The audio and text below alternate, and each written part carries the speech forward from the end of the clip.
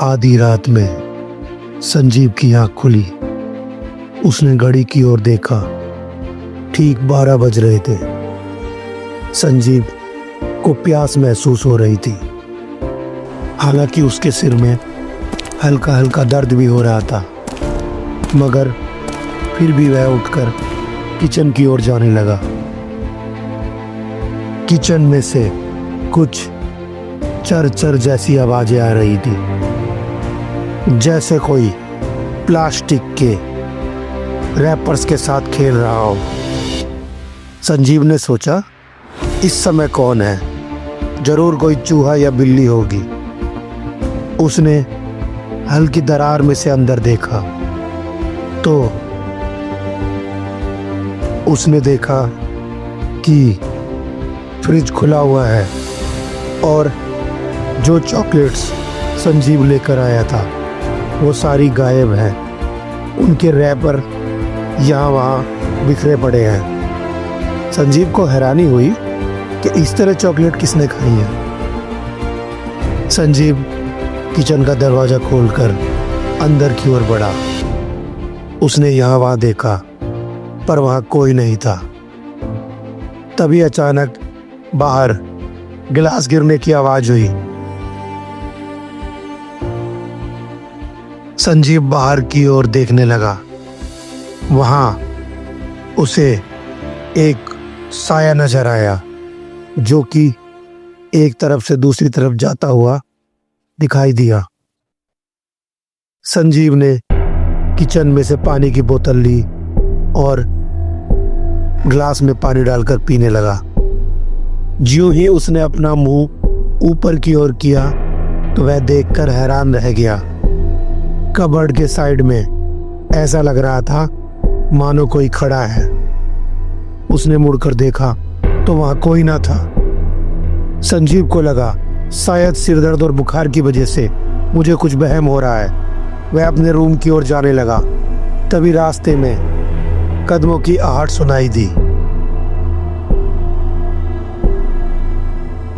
संजीव अपने कमरे में पहुंचा। कमरे का दरवाजा बंद था। संजीव ने सोचा, मैं तो यार दरवाजा खुला छोड़कर गया था, फिर ये दरवाजा बंद कैसे हो गया? उसने धीरे से किवाड़ खोली। संजीव ने महसूस किया कि कमरे में ठंड ज्यादा हो चुकी थी। उसने देखा कि अभी तो कमरे में कोई ठंड नहीं थी। इतनी जल्दी इतनी ठंडक क्यों महसूस हो रही है? लगता है मेरा बुखार कंट्रोल में नहीं आया है। उसने ओढ़ने के लिए कंबल ले लिया और बिस्तर पर सोने के लिए जाने लगा।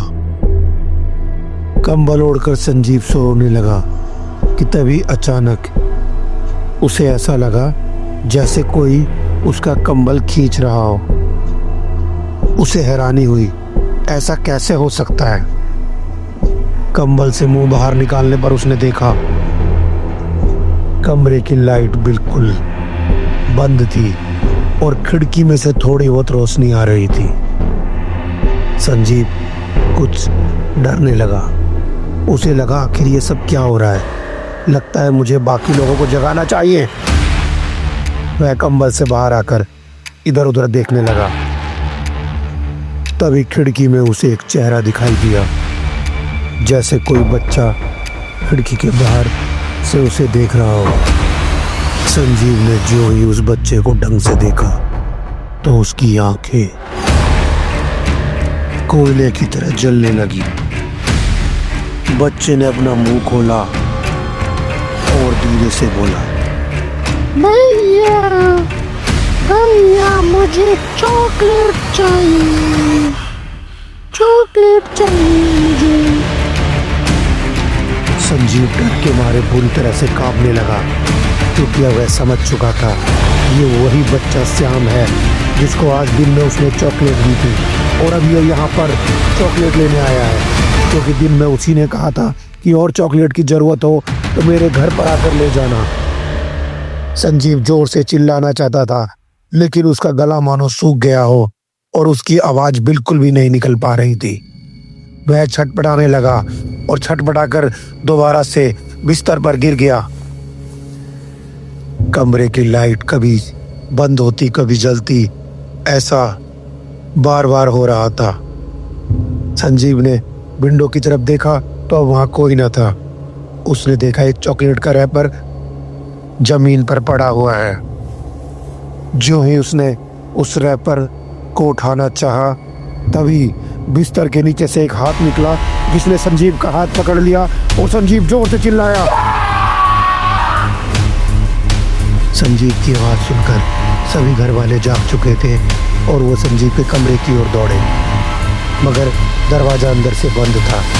सभी ने बाहर से दरवाजे पर जोर जोर से खटखटाना शुरू कर दिया।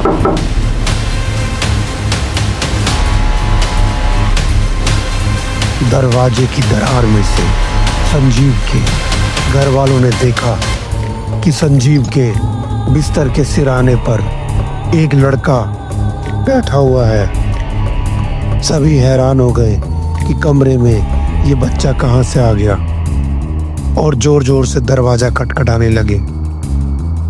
संजीव बेहोश हो चुका था, उसे कुछ अता पता नहीं था। अचानक घर की लाइट चली गई और एकदम झटके के साथ दरवाजा खुला। दरवाजा खुलते ही सभी लोग अंदर की ओर भागे और संजीव के पास पहुंचे। संजीव बेहोश पड़ा था। उन्होंने पानी लाकर संजीव के मुंह पर छींटे मारी ताकि वह होश में आ जाए, मगर संजीव होश में नहीं आया। संजीव को उठाकर वे रात में ही डॉक्टर के पास ले गए। डॉक्टर ने इंजेक्शन दिया। तकरीबन 3 घंटे बाद संजीव को होश आया। होश में आने के बाद भी संजीव डर रहा था और कांप रहा था।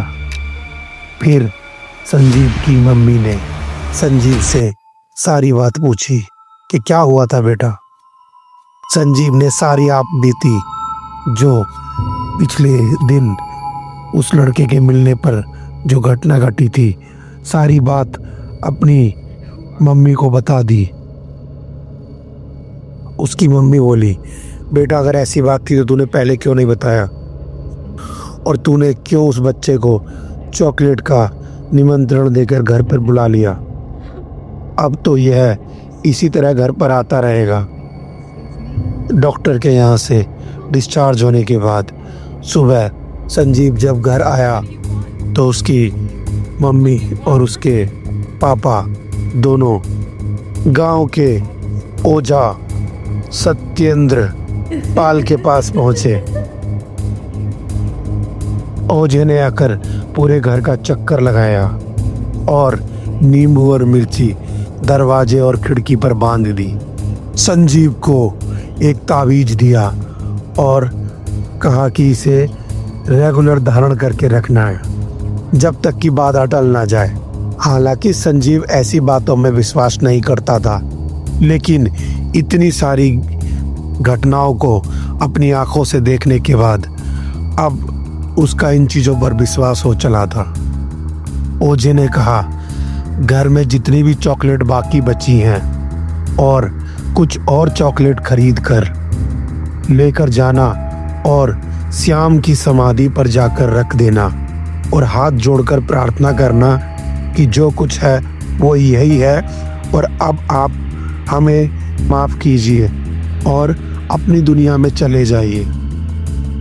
अगले दिन शाम को संजीव, उसका दोस्त दिवाकर और दिवाकर के बड़े भाई साहब सभी बहुत सारी चॉकलेट, बिस्किट आदि लेकर श्याम की समाधि पर पहुंचे और वहां पर उन सब चीज़ों को रख दिया। संजीव ने हाथ जोड़कर माफ़ी मांगी